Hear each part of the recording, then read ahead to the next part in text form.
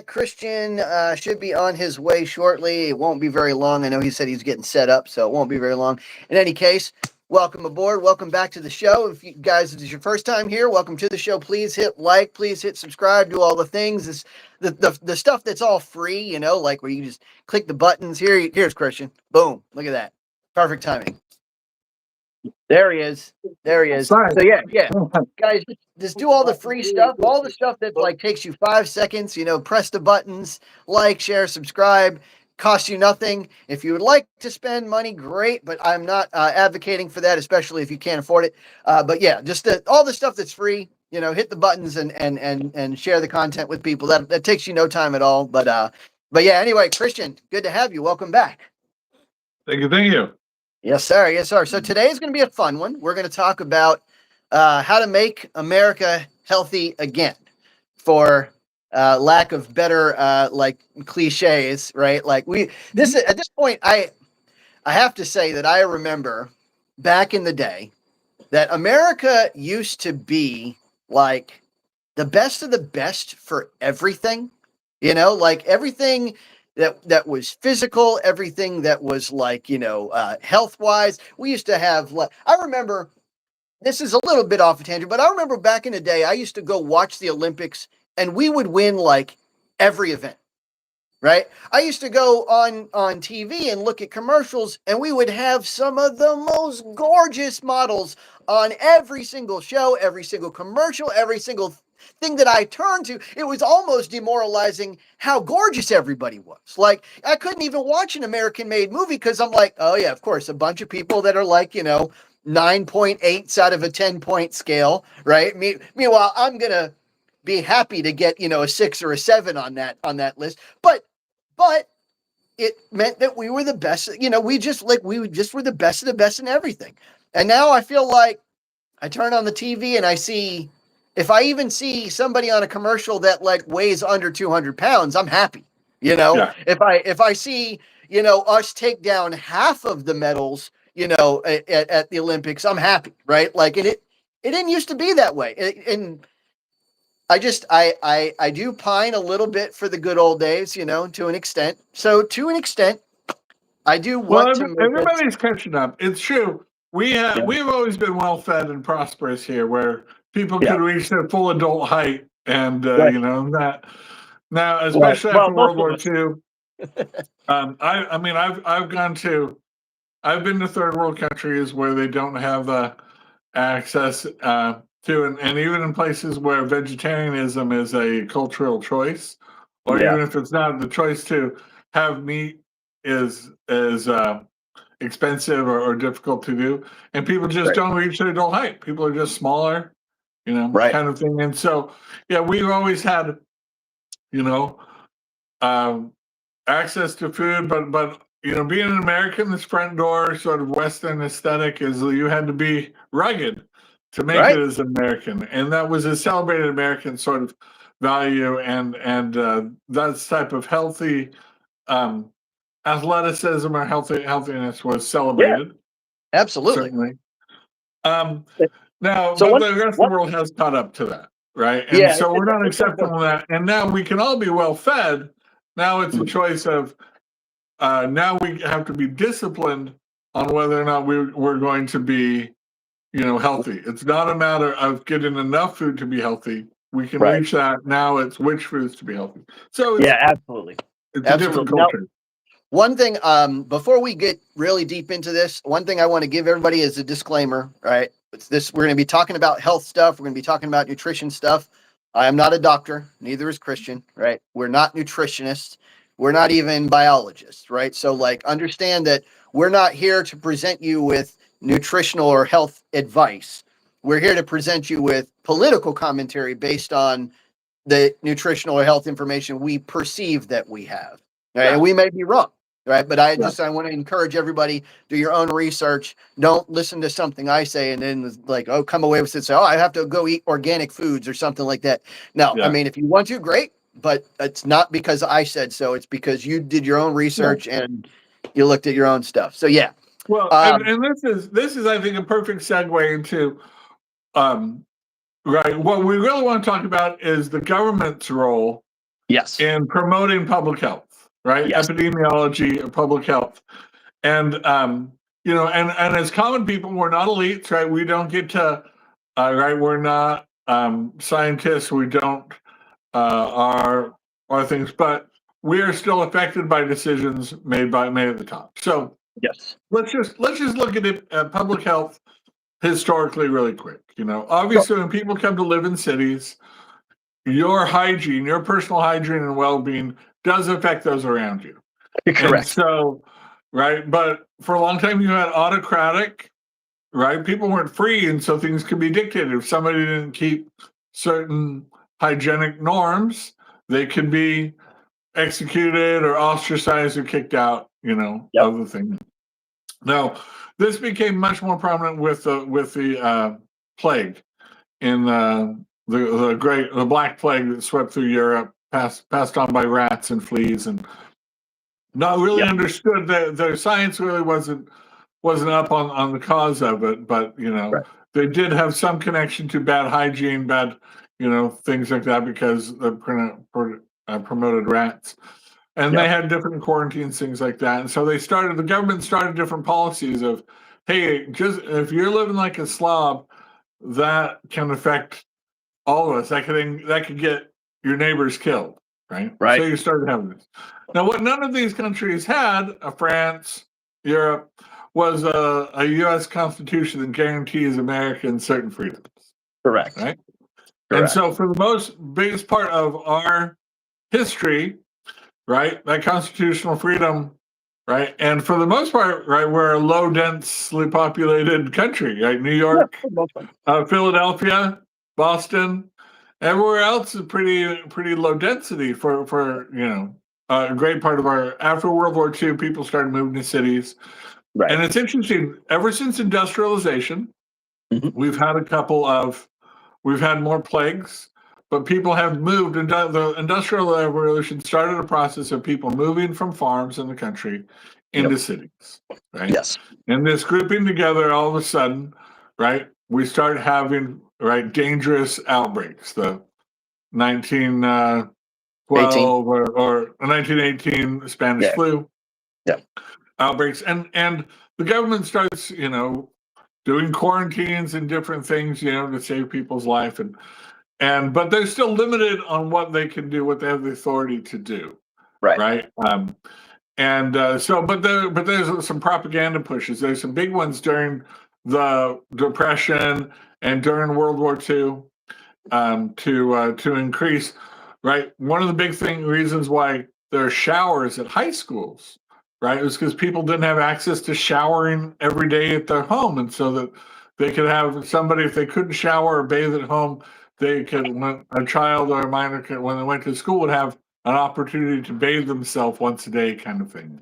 Right. So that was a big step up in that. And one of the things that you being in the military, and especially in the Navy, cleanliness and hygiene is a big priority. Oh yeah. You spend a large amount of time on a boat cleaning, and and not an insignificant time even in camp on shore, with hygiene and cleanliness and keeping your camp, right? This is not by accident. This is by long experience. In fact, our Revolutionary War, right, had a lot of our soldiers, more soldiers were dying from sickness than from engagements with the British.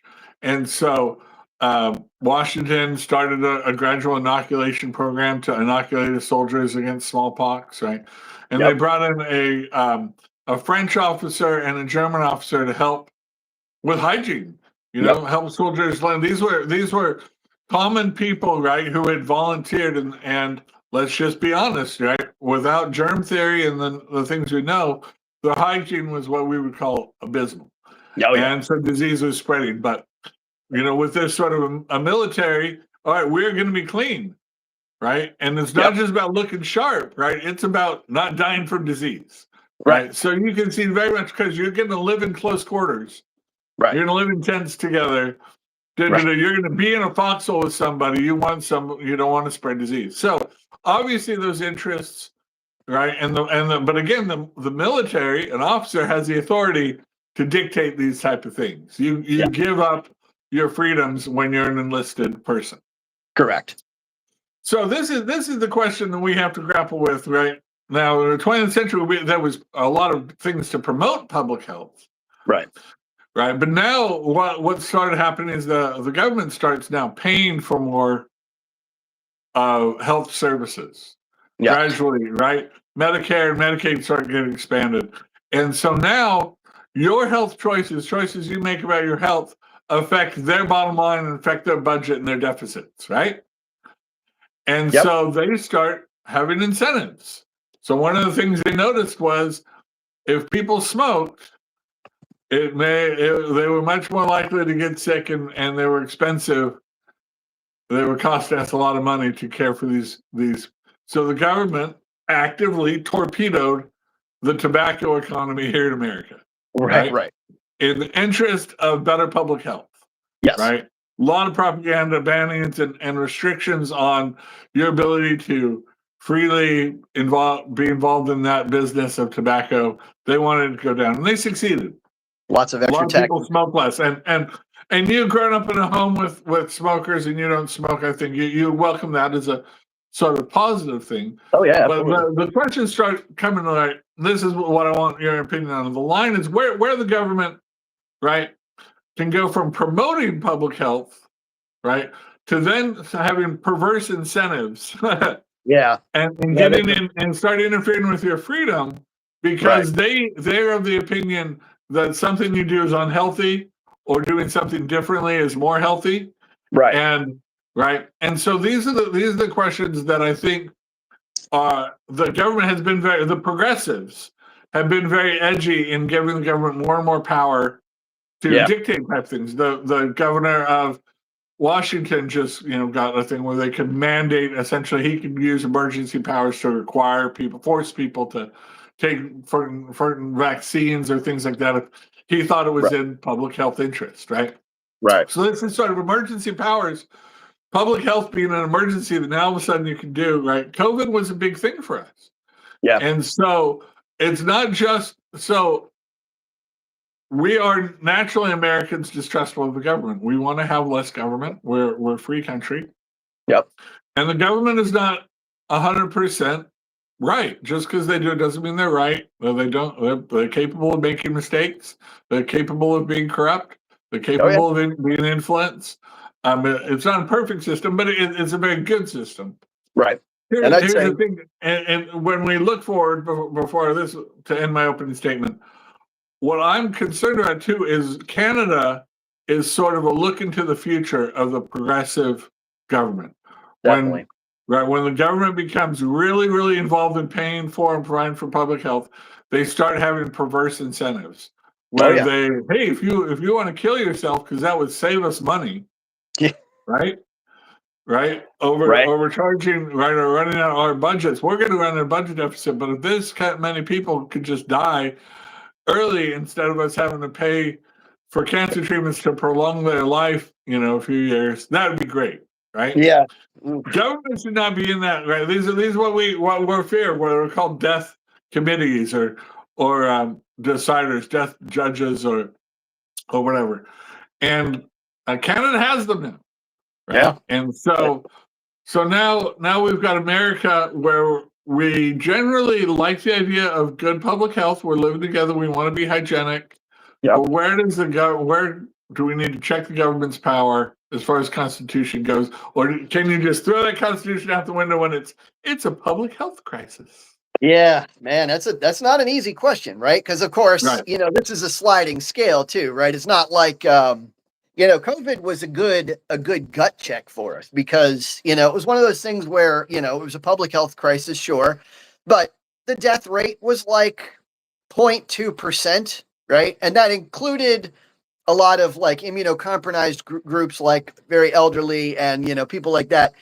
And so, of course, it's an interesting game to play, right? Like, because you could ask yourself, is 0.2% enough to impose martial law and start forcing these things?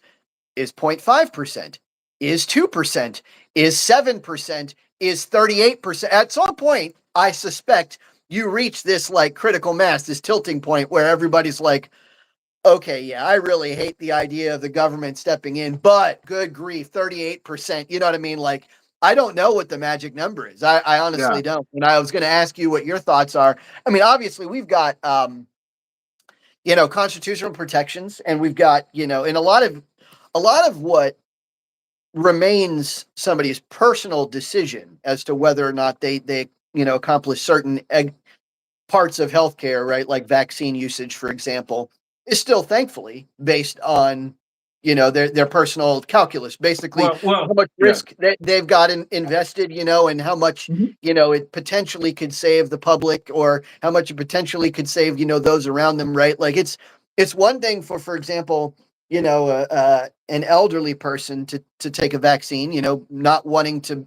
being around their generation, they may not want to spread the disease to others who are also, of course, weaker against that particular disease. It's another thing entirely to like try to convince a 12-year-old athlete, male athlete, to try to take this vaccine, who is at virtually no risk at all themselves, but of course still has the potential to spread that disease to others. There's games to be played here, and I got to say, I don't know the right answer, right? I don't know what the magic. Right.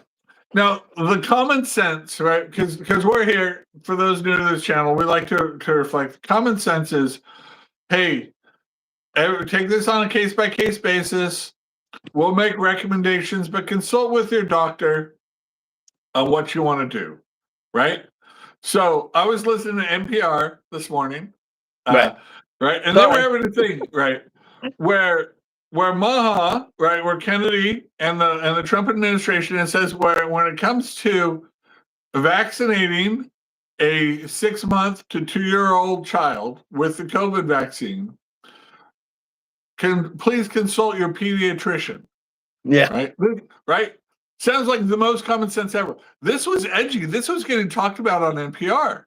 Wow. Because for 90 years, they call it the AP, or the Associated Pediatricians. Has made recommendations on vaccines. And basically the government has followed them. This was the first time in 90 years that the government has said, like, if you don't want to follow these guidelines, that's fine, but please consult your physician, right? And that's an edgy thing. Not controversial. It seems really common sense, but they're just like, they're having an existential crisis over here. They're going like, what? We as pediatricians have said this is essential, and the kids need this, right? Because they're at risk. And the interview at NPR was trying to push back a little bit. Wasn't, shouldn't a pediatrician on a case-by-case basis? And they go, well, yeah, obviously, the best thing is for people to consult doctors, but people are going to hear the thing, right? Public health things is they think people are going to hear something like that, and that they think the common man is ignorant, that they're going to be confused by that. That if they don't clearly say, yes, you must get your child vaccinated, they think people are going to be confused by hey, this might be right. We encourage it. We think it's safe, but consult your pediatrician. Yeah. So one thing I will say, so, again, COVID was a big inflection point for us for a lot of different reasons. One of them was that we kind of had a new technology introduced to us, and it had to be introduced to us very, very quickly, right? Like, and that was the game. And unfortunately, it created a scenario where, like all the other vaccines basically followed the same general concept, the same general technology, right? The idea was introduce a weakened version of a disease or something like that, and let your body respond to it, right? But the mRNA vaccine was a completely different style of vaccines, like a different technology altogether. Not saying that it's worse or better. I think the jury's still out on that. I don't think we have enough information. And that was the problem, right? We didn't have enough information. And it was like, all of a sudden, it was like getting thrust down our throats, even though we had no long-term data on this, right? Whereas we had, even if we didn't have specific vaccine long-term data on some of the others that were being introduced, we had long-term data on the technology, right? So we kind of knew, we had a good grasp of what that technology would do. And so one of the complications here was that it was like, yeah, we want you to try this brand new thing, and we have no clue what it's going to do in 30 years. We just know that we have to address this now, and this is our best guess, and that's fine, right? That's fine. But I think what was even more dangerous, which unfortunately was that America, it's like you said, we're distrustful of government getting too much power. And so there's going to be this percentage of population, I don't know how big the percentage is, that if you tell somebody they must, they're going to have this knee-jerk reaction automatically of, wait a second, you don't make my medical decisions for me. And so you had a healthy percentage of the population. I have no idea how big. You had a group of people that were like, okay, now I'm not going to do it because you're making me do it. Yeah. And that was maybe even more dangerous than all the other stuff combined. It's like, if you'd have just, said, here, this is the best information we've got, take it as you will. I think a lot of people would have just, it reminds me, this is, again, a little bit of a tangent, but it reminds me when I used to grow up and I was given books to read in class, I used to hate them, right? Like when they would be like, here, read this book, read The Crucible, read, A Tale of Two Cities, read, whatever. And I'd read it because I had to, and I used to hate it.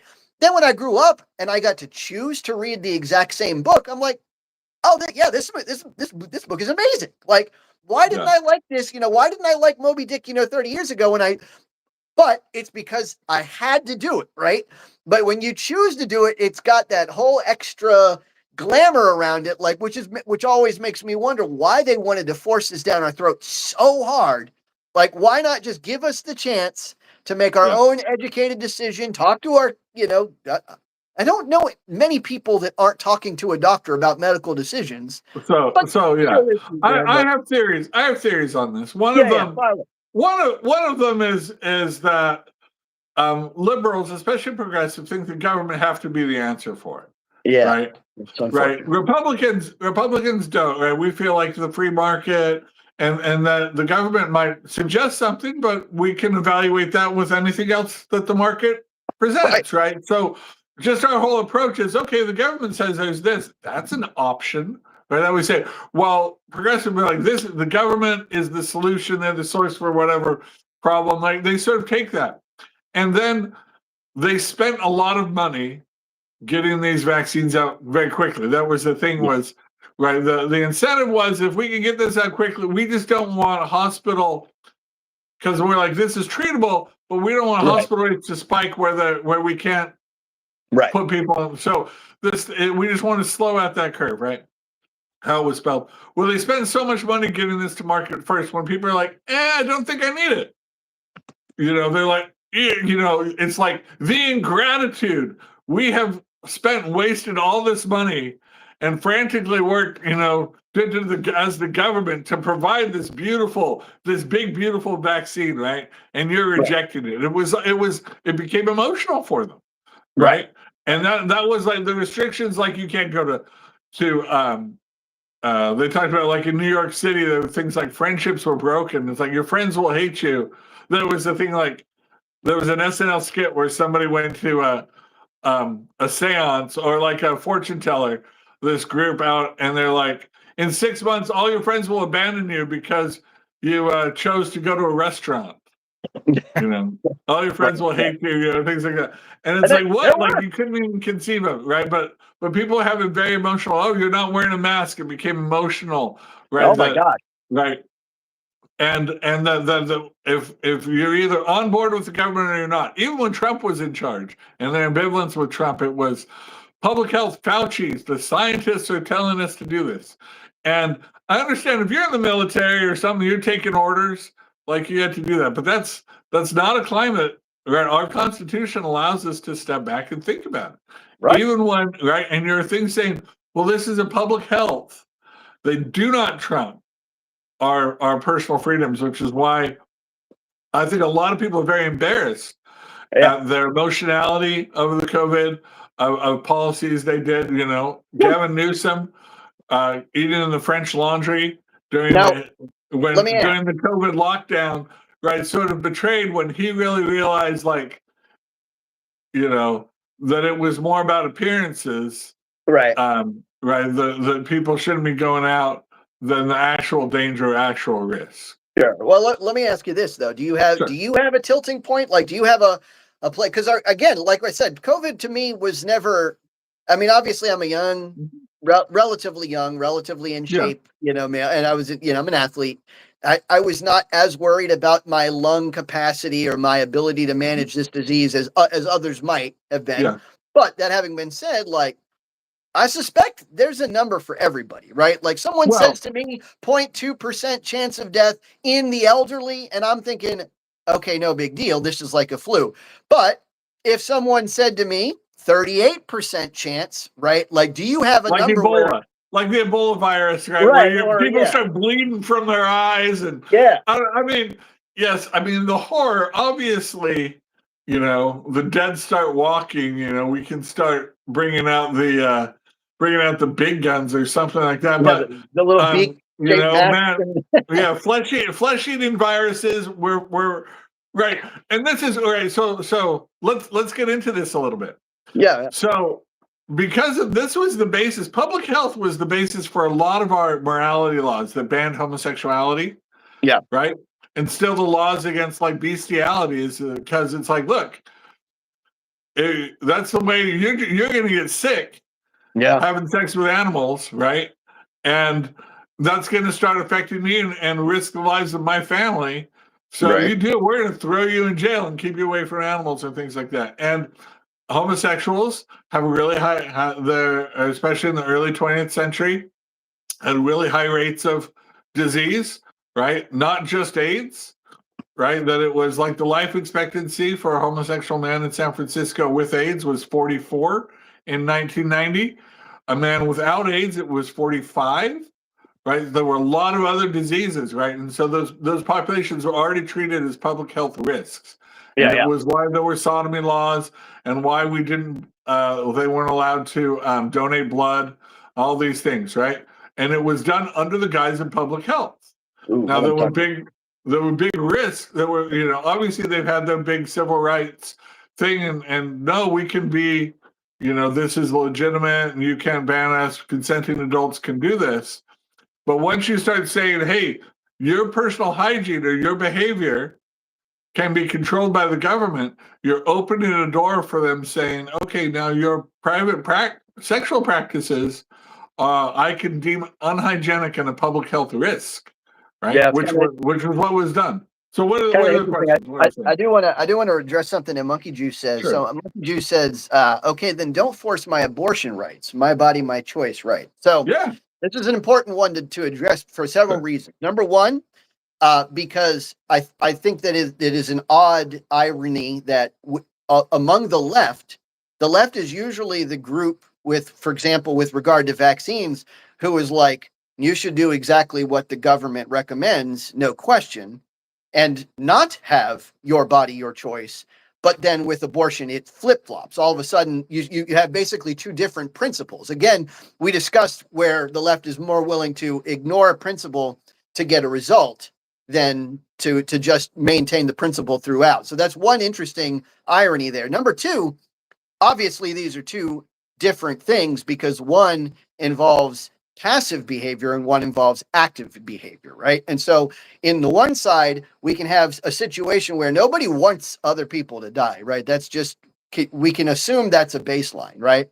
And if I choose not to get a vaccine, for example, I am not choosing not to get the vaccine while conversely, like while at the same time assuming that I will be killing people to do it, right? I will just be doing it and assuming that others might die in spite of that, right? Well, now it is completely different when. Well, let me just get this out real quick. It's completely different when you take an action deliberately to end a life, right? That's when you don't have your body, your choice. That's why, for example, you can't use your body to go like this while you have a knife in it and someone is standing in front of you, right? There are things that you cannot do with your body because they immediately, directly and negatively impact somebody else's right to life, liberty, or pursuit of property. This is not one of those cases. This is one of the cases where you would have to impose upon their life, liberty, pursuit of property, only to have the chance, a very, very, very small chance in COVID's case, of protecting others. And that's not the same thing. So just I mean, if the government now, I mean, the government they didn't go so far to saying if it was proved that you spread COVID to somebody else, you could be criminally charged. Yeah, right? yeah. Right. That's still like if you pass a disease onto somebody of the nature of COVID, we weren't facing criminal charges, but people were being locked up for for other things or losing their HIV. jobs or different stuff. There was different forms of harassment.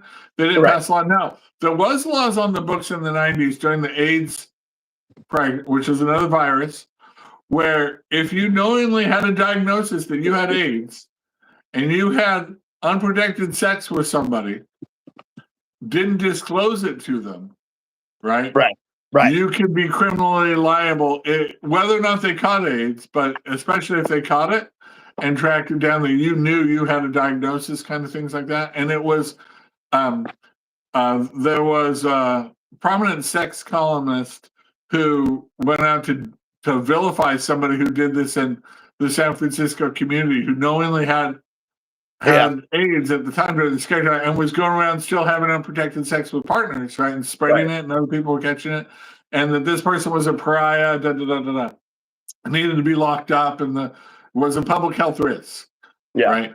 And that's a obvious, right? So if you know you had COVID, you're supposed to disclose it. Most people did, right? Type thing like that. But we didn't have things in, or you had to show that you'd taken a test and had a negative test to get certain services, but there weren't criminal penalties. And I think that's a decent line. But obviously, this was all kind of new, and what we're looking at now is the deconstruction of that. And one of the things that MAHA and Trump is he's trying to walk back some of the authority, right? For all the talk of him being an authoritarian, Trump is trying to walk back some of the government's authority to dictate this stuff. Well, in certain places. In certain places. Okay. It's interesting. And I think I'm in line with ideologically with the place where RFK Jr., for example, wants to implement authority, right? So, because, like, for example, I wouldn't be okay with the government telling me, for example, you must do X, you must do Y. But I am okay with the government, for example, regulating businesses from, say, feeding us poison, right? And I think that's the key difference, right, with where the line is drawn and where government can assert authority and where it can't, right? Which we talked about a little bit earlier. That's why it's okay for your commanding officer to say, hey, look, you have to get this vaccine schedule and that it is what it is. Otherwise, you're not in compliance with the regulations that are, standing operating procedure. And that is what it is. Again, you're a member of the government. You have to, comply with government mandate. But it's not the same for the government to just, like, say in the private sector, you guys, if you go to X place without, a mask or something, then they're restricting liberties, right? And it's got nothing to do with following, the regulations. It's got to do with, imposing civil liberty violations, right? And then I'm okay with, like, for example, RFK Jr. saying, hey, look, artificial dyes, there really is no reason to do this except to try to pad your bottom line because it makes this food look more appealing in a commercial, right? Despite the fact that we know it is, like, technically poison, right? Despite the fact that this is absolutely toxic, hurts everyone. That's a good place for, I think, for government to step in and to have some regulation, to have some regulatory capture, because obviously, to a point, having this market freedom is a benefit, right? Because it creates all this extra wealth, and it creates the access to healthcare, creates the access to wealth to utilize healthcare, and it creates the access to all these different products. But there is a point where there's an inflection point where after a certain point, pursuit of wealth can get to the point where, and it also that's what the USDA regulations for new drugs are supposed to do by testing them. Right. Well, let's test them on a few dozen lab rats before we unleash them on 400 million Americans or something like that. Right. Where they can't knowingly release poison, right, to us and or something. No, yeah, absolutely. Again, of course, right. And the closing the what is it? The Garrett generally recognized as safe or something, loopholes and stuff like that, where we could just kind of pretend, even though we knew they had bad, toxic effects. We're like, well, because we haven't tested them enough yet, we can still pretend cigarettes are good for you. Because we haven't tested them enough yet, we can pretend like seatbelts aren't absolutely necessary. Because we haven't, it's like that's a good loophole, I think, to close, right? So this is where I've always, I guess, sacrificed my principle in that even though I'd love perfect freedom, right? I am willing to accept that there is a certain amount of regulatory capture that is good for society. And if we there are bad people out there. Right. Yeah. Right. And it's at that level. It's at the level of the companies, of the FDA regulations, not on the level of the individual or the personal liberties, in my opinion. That's just my opinion. You guys don't have to, take it with a grain of salt. Well, no, but public health and public danger, right? It's like when you're selling a product to millions of Americans, right? Like Ford knew that there was a tire defect on these Ford Explorers and didn't fix it right away. Just said, we'll just pay out damages to the people that get injured or killed by this. Yeah. It'll be less expensive, right? We don't want them making those. We're like, all right, you're not allowed to make that type of distinction. You can't, you will lose your license. This is why we license businesses to sell cars in America, right? Yeah. And now certain licensure or that's type of what we would call baseline regulation, that I think common sense regulation that everybody's part of. Public health, right, is generally something. The public health I've been on the side of generally. I've been slow to be skeptical of vaccines. I got vaccines when I was a kid. When I went to India for work, I've got boosters. I got Japanese encephalitis shots. I got all kinds of stuff. All my hepatitis boosters.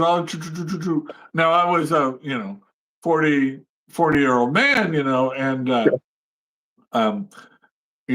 could freely make that type of decision and not going to inhibit my growth. But and one of the other things, but I compare that to so people are concerned that children or very young people are exposed to rounds of lots of vaccines, and we're having this explosion in autism, right? Yes. And you and I have talked about before the public health benefits of doing away with leaded gasoline. Yeah. Right. And then one of the things we're seeing in a lot of ways, a lot of public health benefits we're seeing is just not having leaded gasoline like we had last century. But this explosion in autism, is it a diagnosis issue? Is it a real thing? Just as an example, kind of funny aside, my son, he has high functioning autism, loves trains. Yes. As a lot of autistic kids. He loves trains. So here in Raleigh, there's a little hobby toy train shop. It's kind of over by Casa Carbone in that neighborhood, right there. Yep. Right. You'd think, it's expanding. It's building some nice new shiny expansion. It's like the hobby train stores are making so much money because there's so much autism out there from these shots. They're expanding and becoming, these big moguls and stuff. So obviously we should be there are things happening that it wasn't like this 40 years ago. We should start being skeptical. Our common sense sort of meter is like, right. What's changed? What's different? Can we push back a little bit? Yeah. So here's one of the interesting things too, where I'll say that the irony is on the right. So usually it is ironically the right who is very quick to latch on to something that works and then keep it that way. Like, if it ain't broke, don't fix it, and just kind of stick with something that works. And usually it's the left that wants to constantly find like a new and better way to do things, right? On average, right? Here, it's interesting that it's going the other way in a sense, in that the left has latched onto germ theory and does not want to move from that at all. And the right is like, is germ theory the whole story? Is there something else to the story? Is there something else to the puzzle? And I think RFK Jr. has been very instrumental in that endeavor. One of the things that I think that he is, so for those of you real quick, there's three essential theories behind what causes illness, right? One is germ theory, right? Bad germs, things that go around and can get into, can contaminate you. One is miasma theory, which is kind of old. It's kind of like bad air, which germ theory is essentially the newer version of that. And one is called terrain theory, which is basically if you maintain the host health, right? You maintain your own body and your own body's ability to manage disease that manages how sick people get. Now, RFK Jr., if I were to have to describe him, I would say he's kind of like a cross between germ theorist and terrain theorist. And for those of you guys who like watch, like you see commercials, you see like commercials like from Chuck Norris, for example, discuss how important gut health in the microbiomes and stuff are. That's kind of like a terrain theorist understanding of how illness is affected. And there's a lot for everybody's hatred of RFK Jr. He's very, very data driven, right? He looks at studies all the time. It's like I sometimes I wonder, it's like, does he do anything else besides read health studies all day long?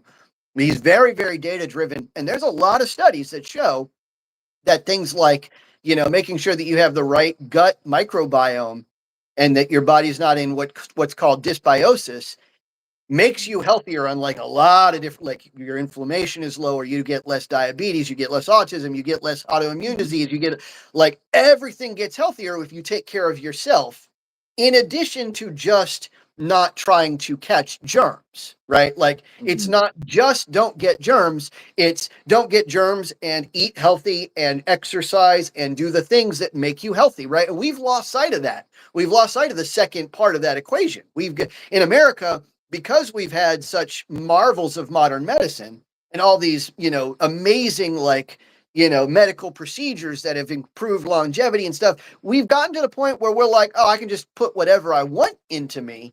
And I don't smoke, I'm good. There was so much vilification in smoking. I'm like, I'm the healthiest man in the world because I've never had a cigarette in my life, right?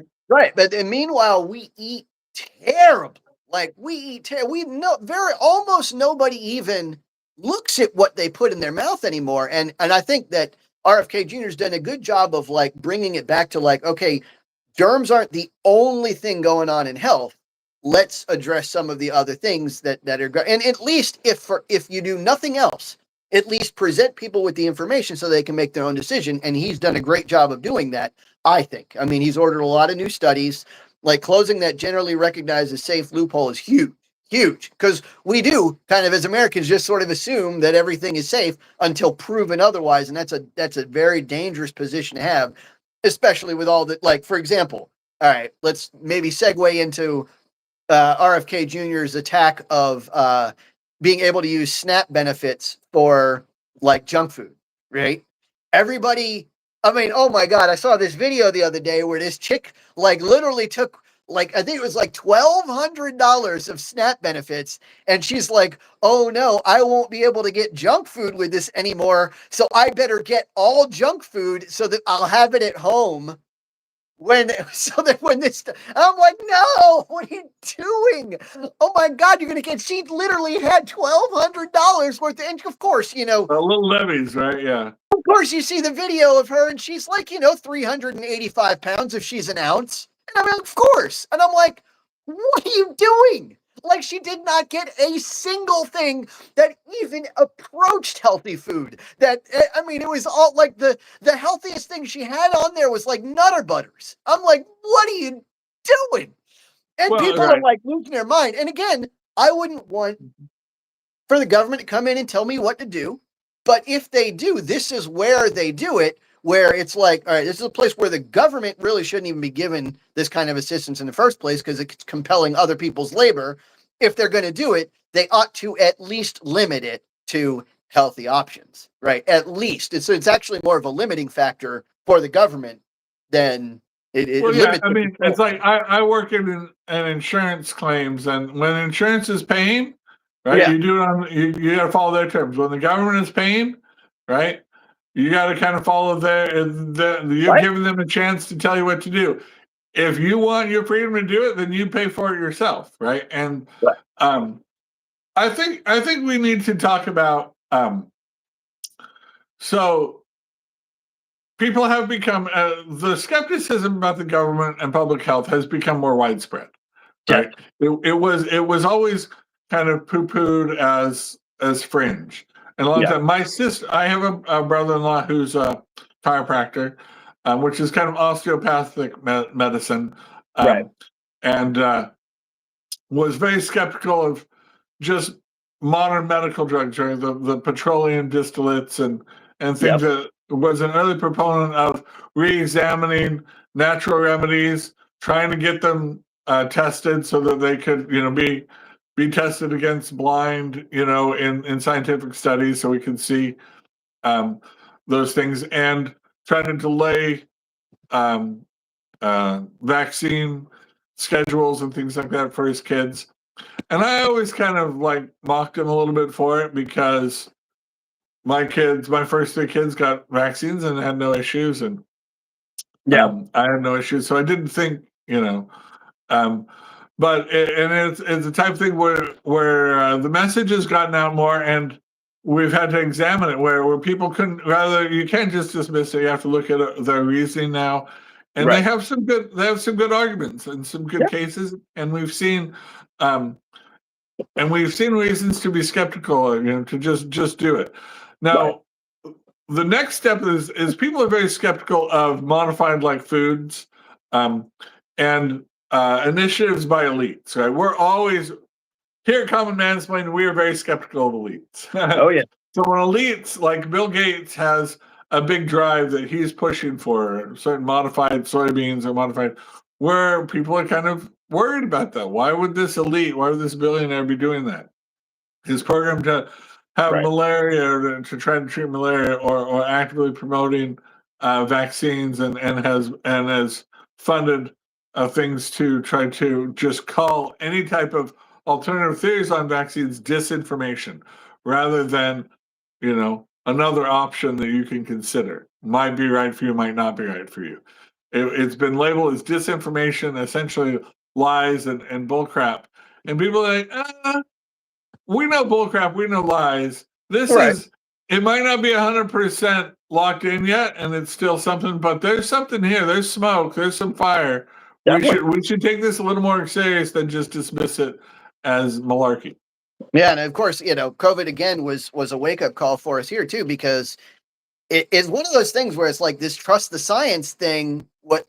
That theory, that concept sounded great for a long, long time, until they led us so horribly wrong so consistently during COVID. And it was like, it's one thing if you're going to say so many lies. Yeah, it's one thing if you're going to say trust the science, and you're going to say like everything here is perfect, but then you better be perfect. You better not make a mistake. If you're going to give me this whole we don't make errors, do exactly what as I say, then you better not be wrong. And if you're wrong once, okay, but you better not be wrong twice, 3 times, 7 times. They were wrong like 12 times during COVID.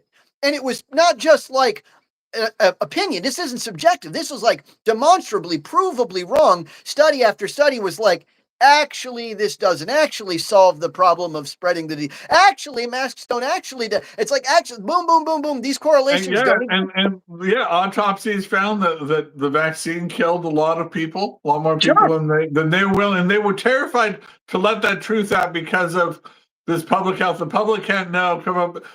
They couldn't tell us the truth about the origin of the vaccine or the origin of the virus coming from a lab, right?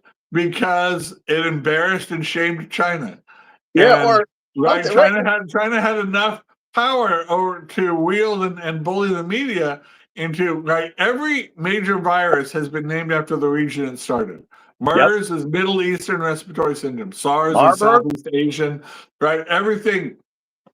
So calling it Wuhan virus, right, was completely appropriate. Ebola was discovered on the Ebola River. This is just consistent with where you name things. China was having nothing to do with it. There's too shaming them and too directly. And obviously, their spin and propaganda machine said, oh, no, this just happened in a wet market. It's not, right? All been proven false. Right? But people were willing to project this propaganda and call the people that saw through it, right? Call them liars, call them, fanatics. And that's where the trust is eroded. If you can't be honest with us on that, we're not going to trust you with our health. Yeah, absolutely. And that's the thing, right? Like, if personally, this is just me, I can't speak for anybody else, but I will always trust you more if you admit the weaknesses in your argument and the biases in your studies and then address them, as opposed to trying to hide them from me. Like if you say, look, we don't know where or how this disease started, could have been in a lab, I would believe you much more saying that it probably wasn't a lab than if you say, no, it's not possible. Then all of a sudden I'm like, how could you possibly know what, that's that you're overselling it, right? Again, if you tell me like, this, if you just take the vaccine, you cannot spread the disease at all, right? When you shoot for the moon, when you shoot for that 100%, like, I'm like, yeah, that's when my common sense meter ticks off. And I'm like, that's just not likely. So then when we find out, of course you were lying, and then you want us to trust you again, I'm like, nah, I'm good. I'm sorry. I'll figure it out for myself. I'll read the studies. I'll do the work. But meanwhile, like, yeah, that's the game, right? I wanted to get to this one. This is kind of toward the end of the show, but I wanted to get to this one. Have you seen some of the stuff that's been going on with these organ transplants lately? Like with recently, not too long ago, the AFL actually sued the Biden HHS and HRSA and CMS and all the other letter agencies that deal with health, basically, because Biden wanted to turn the organ donor triage list into like a race-based list. Oh yeah. Wanted to give it based on race and ethnicity as opposed to like, yeah, instead of need, right? Insane. And then there is like all these organ, and this is again why we're skeptical of the elites, because the elites are trying to push this organ donor thing, because of course, and they're even trying to redefine death so that they can like start harvesting these organs from people who are like in comas, whose family still wants to like make it work, right? And they're like, no, they're dead. They're never coming back. Let's just go ahead and give us the organs. And then like literally families are like fighting them, saying, no, we're seeing signs of life. There's even situations where like these people are like literally waking up as they're carting them to the organ harvesting thing. And they're like, the family's like, this person's responsive. His eyes are open. He's looking at me while I talk. It's like a Monty Python. Yeah. I kid you not. These organ harvesting contractors are like, no, you go find the doctor doesn't want to do it. They're like, no, you go find a different doctor that'll do it anyway. I'm like, holy, this is like a nightmare. This is like a horror show. Yeah. And Great Britain had a thing similar. I remember where there was a child that needed an operation and they didn't want to pay for it. They thought it was too low a chance that the child would survive the operation. So they didn't want to spend the money. So the parents were like, that's fine. We'll take the child to Italy. We have a doctor there to do it, and we'll pay for it. You don't have to pay for it. And they didn't want to let them do that because it would make them look bad, right? The optics on that. So, I mean, that's why we're very skeptical, of decisions like that. Now, I want to steel man their arguments. They're compassionate, because this is an emotional issue, right? And they say emotionally, we're just trying to save lives. Yeah. Right? Isn't that we're valuing human life? Isn't that good enough? Even if our intention is good, even if we fail all these times, our heart's in the right place. We're trying to do the right thing. Yes. Well, and this is why we have the freedoms that we have, and this is why we have the principles that we have, is to solve that kind of dilemma, right? Because I don't doubt that there are many times where the elites are in fact trying to save lives. I don't doubt it. And matter of fact, I would expect that they are, especially when they make money off of it, right? Like there's plenty of times where if you're an organ harvesting contractor, right, and you want to move one organ to another, you do both. You both save the life of the person that you're putting it in, and you make money off of it, right? So I have no problem with assuming that your interests are aligned with saving lives. But there's a reason that my organs are for me and your organs are for you, right? And that's why if I'm still alive, don't take my organs, right? Like it's that simple. And that's why there shouldn't be this game where we're trying to redefine death. Did you know that? I don't even know if I didn't know this, but apparently like this whole like concept of brain death is actually a relatively new concept. It's actually designed partially so that they can define death the way they want. so that they can get the organs when they want, so that they can perform the procedures when they want, so that they can do the things. And that's, again, what they want is definitely not like outside of my calculus. But what I want for my own body and what I want for my family's body is going to come. It's always going to come first, right? Like if my mother's we sitting should be skeptical. We should be skeptical when there's a profit motive in there, that their arguments are compromised and biased, weighted. Absolutely. Yeah. Like if my son, for example, is in a coma, I'm not giving up on him. Not unless there's an aforementioned understanding, right? Like I've told people, look, I don't want to be on a machine for years and years and years. So after you try some things and it's been a couple of years, go and pull it. That's kind of this is a new thing medically for us anyway. Like we haven't really had the ability to keep people alive against their will, against what normally would be the natural situation, the natural cause. We haven't been able to do that for very long. So it's kind of like a new thing where we can like hook them up to a lung machine, hook them up to a heart, and just keep them alive. Even if they're not actually, if there's nothing actually going on, and if you took the machines away, they wouldn't actually be alive. That's a relatively new thing, and so that was in the 20th century. We were fighting to do that, like pushing the envelope. How can we keep these people alive? Now that the government is involved in paying for it, they're like, "Woo, yeah, we got to pay how much every month to keep this person alive?" So this is where some of the conspiracy theories come in, and I'm not sure exactly where I fall on this, but I do want to get to it. It's interesting to note, you sent me a video earlier, right? And it was about a guy talking about, look, here's the deal. There's a certain percentage of workers to people who are retired and essentially don't contribute to the government or the society anymore, other than to just sort of live and collect Social Security checks and collect Medicare checks and collect et cetera, et cetera, et cetera. They effectively are like a net negative fiscally. Now, I don't know how much that affects the decisions that are made at the levels of the elites or the levels of the government. I don't know. I pray that it isn't very big of a factor, but man, I just can't help but think that it's just ironic that it's a perverse incentive, right? It's like we want. Right, the Social Security was to help provide for people who are retired, but now the government really, you're not paying taxes anymore. You're just drawing benefits. You're at a 3-year cap or something, and it's like, right. And then along comes this disease, right, where all of a sudden people die off that are old, right? And I mean, I'm not saying that's why it happened. I'm not saying that's what the game plan was.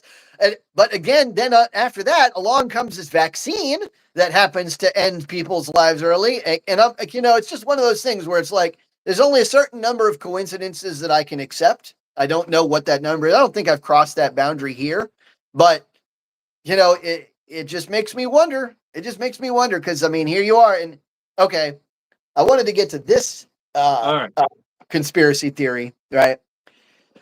How much do you think electromagnetic fields affect health? Right? Because the big thing recently, of course, was 5G. Actually, there's 6G now. And I don't know. I honestly don't know that I could tell you the difference, but I guess it's just frequencies, right? But all these are like, I saw that video about the guy who said that, right before the Spanish flu came out, there was a healthy difference in electromagnetic waves in the electromagnetification of societies around the world. Yeah. Something very similar happened right before COVID. Something very similar happened right before World War II. Like as each new heavy outbreak shows up, all of a sudden it's like there's just this our bodies are adjusting to this new radiation that wasn't there before. Right. It's interesting. He thinks it's a source of viruses. Yeah. Right. He thinks that it's a reaction to viruses. Now, that remains to be, people who are bioscientists need to explore that. What we do know, what has been proved, is there are cell phones can used up can damage certain tissues that are certain tissues, Right. but are generally, especially a hands-free or something like, can be safe to operate. But just like with anything, using it too much or in certain circumstances, right? It's not always 100% going to be effective. There's been huge disincentives to really explore that, especially because the liabilities of these companies. And so they're sort of taking it on. But, his also thing was, right, the next generation sort of gets used to it, right? Yeah. Everybody's used to radio waves. It's the new ones that cause all the problems. So I think it's too early, too half-baked an idea, but it's one that we shouldn't be scared of exploring just because the financial risks are so widespread because everybody has a handheld device now. Right. Yeah, that's the big thing, right? Like RFK Jr. for the most part is just ordering a lot of studies, right? Like most of his job as the the HHS director is just been order study. Let's look at this. Let's look at that. Let's look at this. And I get that some people hate Trump, and it is what it is. And by osmosis, I guess they sort of hate everybody that's even related to Trump's administration in any way, right? And so RFK Jr. gets a lot of hate, and to be fair, he got some hate even before Trump, just because he was kind of like opposed to the main views of a lot of things, a lot of main narratives, and he was like, a competition for the Democrat Party for a while and stuff. So there's a lot of reasons to hate RFK Jr. that have nothing to do with RFK Jr. himself, right? And I get that. I get that you guys are maybe not going to like him so much, but ordering a study is basically as innocuous as you can get. Like there's really no problem with this. Just ordering more information to have available to us should be like the safest. Everybody should be able to get on that train, no matter how much you hate the guy. Like for him to say, look, got a lot of autism. Let's try to figure out why. Right? That should not be a thing where we're like, oh God, he's a kook. He has no idea what he's talking about. Trying to figure out why? Why is that a bad thing? Like, how could that ever be a bad thing? Yeah. I think, well, as we're getting up on that, people have talked about the Patient's Bill of Rights. And I think that's something, as the government gets more involved in health cases, we need to define the limits. Right. Yeah. And the patient's entitled to these certain things, have patient bill of rights and everything in the Constitution. So we're going to have a crisis right now. Trump, for all his authoritarianism, wants to walk back the government's authority to dictate public health questions. Right. Oh. And limit that, or say, hey, Congress has to do something. Maybe the president can't just write an executive order or something like that. But even Congress can get freaked out, for something and overdo it. We need constitutional protections for us as when we're sick, when we're in care, our rights don't just disappear, right? And you can't just say this is a public health crisis and now you can suspend habeas corpus or do whatever you want ex post facto. The Constitution still matters, and just the guise of we're trying to keep people healthy does not allow us to tread on the Constitution. And I think that's the common sense solution that we need to come out of this trumpeting. And hopefully, and I feel like Kennedy's doing that. And I feel like that's reasserting just our rights over our health. Even when the government's trying to help, they can promote, but they can't dictate or criminalize. Yep. Hey, I'm right there with you. And so, guys, that's all we have for you today. Definitely thank you so much for tuning in. It wasn't as busy as it was in some of the previous ones, but we definitely appreciate your support. Thank you. Please like, share, and subscribe. And tell all your friends about us. We do this every Wednesday, every Saturday at 9 p.m. Eastern Time. And we'll catch you next time on Common Mansplaining. Yep. Keep it coming. Keep it coming.